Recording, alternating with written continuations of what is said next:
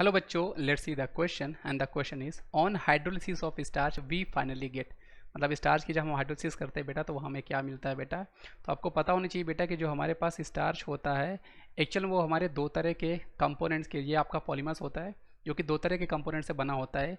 एक हमारे पास होता है बेटा यहाँ पर एमाइलेस, एक हमारे पास होता है बेटा एमाइलेस, और एक हमारे पास यहाँ पर होता है बेटा एमाइलोपेक्टिन। एमाइलो आपका एक पेक्टिन होता है। एमाइलोज जो होता है हमारा वाटर सॉल्युबल होता है, एमाइलोपेक्टिन हमारा वाटर इनसॉल्युबल होता है।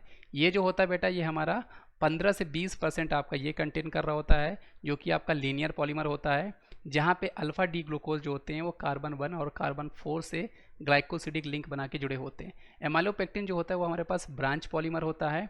यहाँ पे कार्बन 1 और कार्बन 4 जो होते हैं वो हमें एक लीनियर चेन दे रहे होते हैं, साथ ही कार्बन 1 और कार्बन 6 अल्फा डी ग्लूकोज के ज्वाइन होकर हमें ये साथ में चेन भी दे रहे होते हैं, जो कि आपका वाटर इनसॉल्युबल होता है, साथ ही साथ 80 to 85% कंटेन कर रहा होता है।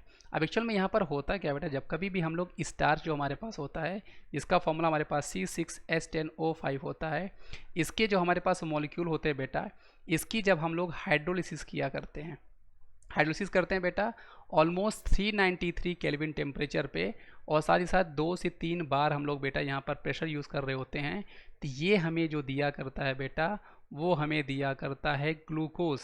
क्या देता है बेटा हमारे पास, ये हमें ग्लूकोज दिया करता है। इसलिए इस क्वेश्चन का सही जवाब हमारे पास बेटा ऑप्शन नंबर ए हो जाएगा। तो आई होप आपको ये समझ में आया होगा बेटा, इसका सही जवाब हमारे पास ऑप्शन नंबर ए है। सो थैंक यू बच्चों।